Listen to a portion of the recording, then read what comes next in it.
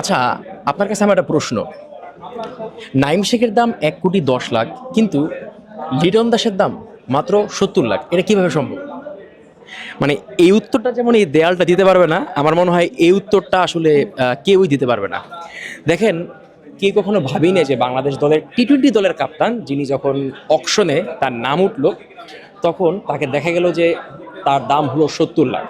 On the other hand আমরা দেখলাম আমাদের নাইম শেখের দাম উঠলো সর্বোচ্চ এখন অবধি ১,১০,০০,০০০। তাকে দলে নিল চট্টগ্রাম রয়্যালস। এবং on the other hand Rangpur Riders লিটনকে পেয়ে গেছে ৭০,০০,০০০।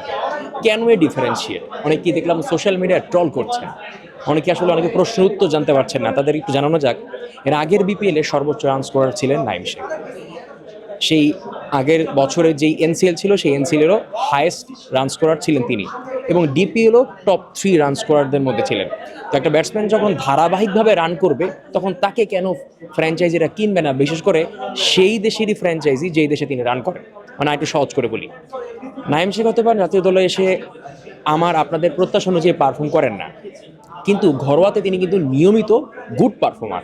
না, গুড শব্দটা বললে একটু কম বলা হবে, বেস্ট পারফর্মার বলা যায়। নাহলে তো সব কিছুতে তিনি টপ করতেন না। হ্যাঁ, ন্যাশনাল টিম আসার পর হয়তো বা পারফরমেন্স আপ ডাউন হয়, কিন্তু তিনি কিন্তু ঠিকই ঘরোয়াতে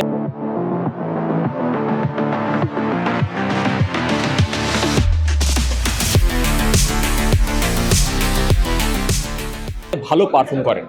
আর টুর্নামেন্ট যেহেতু বাংলাদেশ প্রিমিয়ার লিগ, এটাও এক ধরনের ঘরোয়া টুর্নামেন্ট। হ্যাঁ, অবশ্যই এটা একটা প্রিমিয়ার লিগ, আন্তর্জাতিক মানের ছোঁয়া থাকবে, তারপরেও খেলাগুলো হবে কিন্তু ঘরের মাটিতে।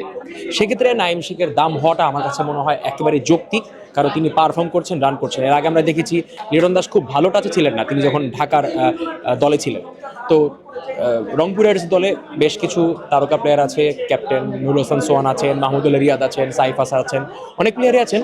তবে আমার কাছে মনে হয় সোশ্যাল মিডিয়া ইতিমধ্যেই অনেকে হাসাহাসি করছেন যে কেন নাইম শেখের দাম অনেক বেশি, সর্বোচ্চ, কিন্তু লিটনের দাম মাত্র ৭০,০০,০০০। এর কারণ নাইম শেখ জাতীয় দলে আপস অ্যান্ড ডাউন ছিল, কখনো আসছেন, এক ম্যাচ খেলে চলে গেছেন, আউট হয়ে গেছেন, ড্রপ আউট হয়েছেন, কিন্তু ধারাবাহিকভাবে লাস্ট ৩-৪ বছরে তার ঘোড়া পারফরমেন্স, ঘোড়া পরিসংখ্যান অনেক বেশি ভালো। তাই তাকে এত দামে নেওয়াটা আসলে যৌক্তিক বলে আমি নিজেই মনে করি। আপনারা অবশ্যই জানাবেন যে আপনারা যৌক্তিক মনে করেন কিনা। আর একটা কথা বলতে হয় যে এবারের ড্রাফটে আপনারা জানেন যে প্রথম কয়েক ঘন্টায় মুশফিকুর রহিম এবং মাহমুদুল রিয়াদ দল পাননি, পরে অবশ্য রাজশাহী এবং রংপুর রাইডার্স এই দলে তাদেরকে যুক্ত করেছে। এবং আপনারা খুশি হবেন জেনে যে সাবির রহমানও কিন্তু দল পেয়ে গেছেন, তাকে ঢাকা ক্যাপিটালস ২৮ লক্ষ টাকায় তাকে দলে ভিড়িয়েছে। তো মোটামুটি সব প্লেয়ার যারা আসলে দল পাওয়ার মতো বা অভিজ্ঞ ক্রিকেটার, তারা দল পেয়েছেন। মুমিনুল হকও দল পেয়েছে সিলেটে, তাকে ২২ লক্ষ টাকায় আসলে দলে ভিড়িয়েছে। তো এই ছিল আসলে টপ কি প্লেয়ার, যাদেরকে নেওয়া না হলেও সমালোচনা, নিলেও সমালোচনা, এই টাইপের প্লেয়াররা কিন্তু দিন শেষে দল পেয়েছে। এবং আবারও এটা বলে শেষ করি, নাইম শেখ এখন অবধি সর্বোচ্চ দাম ১,১০,০০,০০০ টাকা। ধন্যবাদ।